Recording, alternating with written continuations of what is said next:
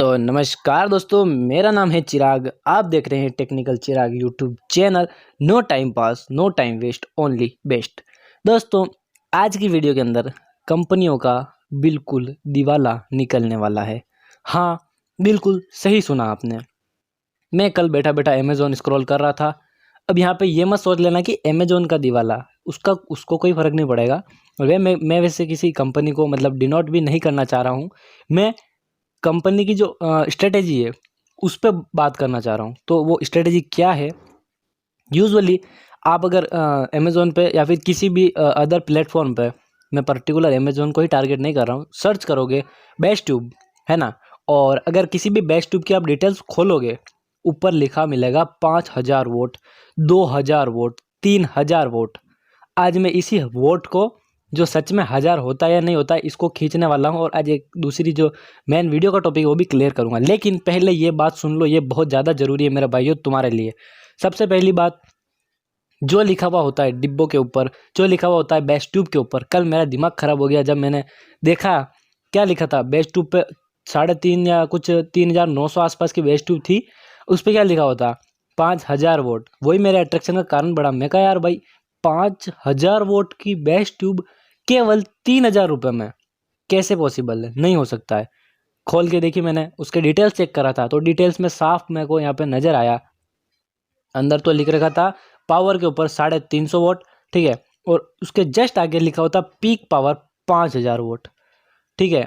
अब जो मेरी बात है वो ध्यान से सुनो। कंपनी का 1% का भी फॉल्ट नहीं है इसके अंदर। कंपनी का 1% का भी फॉल्ट नहीं है। तुम कंपनी को ब्लेम नहीं कर सकते हो।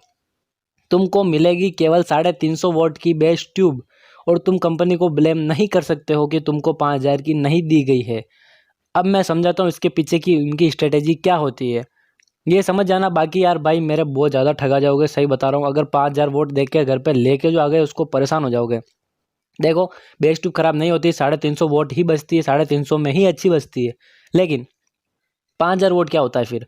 दोस्तों, वो 5000 वोट मैं समझाता हूँ क्या होता है।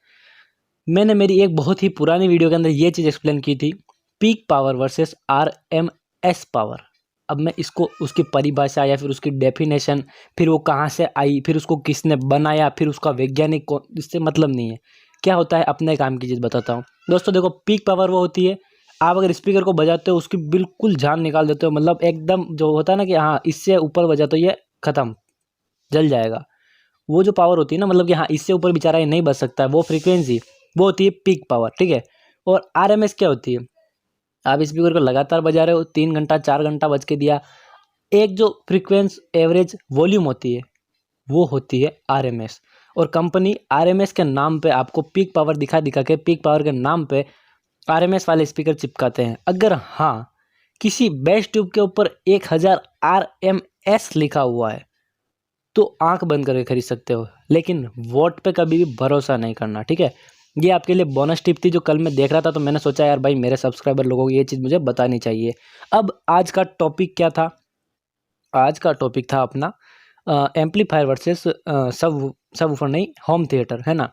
एम्पलीफायर और होम थिएटर दोनों में से घर के लिए क्या बढ़िया है। इतनी वीडियो पिछली बना रखी, लेकिन यार पुरानी होती जाती, कुछ ना कुछ नया आता जाता है, इसलिए यार अपडेट रहना पड़ता है और आपको भी अपडेट रखना पड़ता है।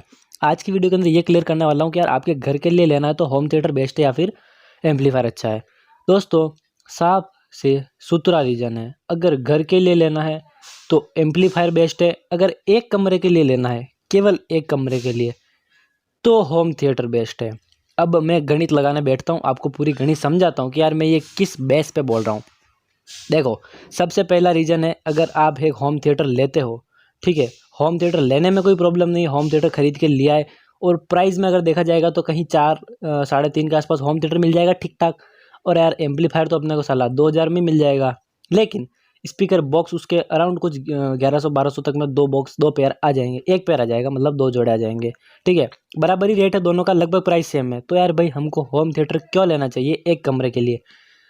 सबसे बड़ी बात, अगर एक कमरे के लिए लेना है तो आपको डिसेंट बेस चाहिए। आप अगर कोई भी सिंपल गाना या कुछ भी सुनते हो, एक कमरे के अंदर एम्पलीफायर कभी भी आपको अच्छी क्वालिटी नहीं दे पाएगा। क्यों नहीं दे पाएगा? भाई मेरे एक कमरे के अंदर सुन रहे हो तो यार आप एम्पलीफायर को कभी भी तेज़ बजा के नहीं सुन पाओगे ज़्यादा देर तक, ठीक है। और एम्पलीफायर का सबसे पहला रूल ही यही है, जब तक वो लाउड नहीं बजेगा तब तक वो कभी अच्छी आवाज़ नहीं दे पाएगा। और होम थिएटर का उल्टा है, वो कम आवाज़ के अंदर ही अच्छी क्वालिटी दे पाता है। जैसे जैसे वॉल्यूम बढ़ेगी वैसे वैसे क्वालिटी ख़त्म होती जाएगी, समझे। तो एम्पलीफायर इसलिए आपको होम के लिए तो ठीक है, लेकिन घर के एक कमरे के लिए गलत है। आप अगर ये सोच रहे हो कि यार मैं एक होम थिएटर लेके पूरे हॉल में बजा सकता हूँ, वो बहुत बड़ी गलती हो जाएगी आपकी। लेकिन अगर आप ये सोच रहे हो कि आप एक एम्पलीफायर लेके एक कमरे के अंदर खुश है, तो वो भी गलती हो जाएगी, समझ रहे हो। बात ये है कि यार एम्पलीफायर जो है वो बड़े एरिया को कवर करने के लिए बनाया गया है। अब आप सोच रहे होगे कि यार होम थिएटर आया पहले या फिर एम्पलीफायर आया, कोई भी आया उससे मतलब नहीं है। जो भी आया उसका दूसरी ज़रूरत पैदा हुई। क्यों हुई भाई? होम थिएटर के बाद भी ब्लूटूथ आया। ब्लूटूथ क्यों चला? क्यों? क्योंकि भाई होम थिएटर भी एक कमरे के लिए, लेकिन किसी को तो ये चाहिए कि भाई मैं तो मेरी कुर्सी पे बैठा हुआ, मेरे आसपास आवाज़ आवे, मैं तो खुश हूँ। उसके लिए ब्लूटूथ बना। ऐसे काफ़ी ज़्यादा रीजंस थे। तो यार जो होम थिएटर था उसका काम यही था कि यार नाम ही होम थिएटर है, ठीक है। तो होम थिएटर उसका ये था कि एक घर घर का एरिया कवर कर ले। लेकिन मैं बोलता हूँ कि भाई एक कमरा और मतलब आसपास का थोड़ा बहुत एरिया कवर करने के लिए होम थिएटर डिसेंट है। और अगर आपको चाहिए और ज़्यादा मतलब मोर मुझे और चाहिए क्वालिटी, तो उसके लिए आप एम्पलीफायर लीजिए। एम्पलीफायर में बहुत अच्छी अच्छी कंपनियां हैं, ले सकते हो, कोई बड़ी बात नहीं। एम्पलीफायर में आप वोल्टेज देख लीजिएगा, क्योंकि एम्पलीफायर जो कहते हैं ना कि मतलब जो बिल्कुल लोकल एम्पलीफायर दिखते हैं उनके अंदर आरएमएस का ज़्यादा नहीं होता, उस पर वोट ही सारा काम करते हैं।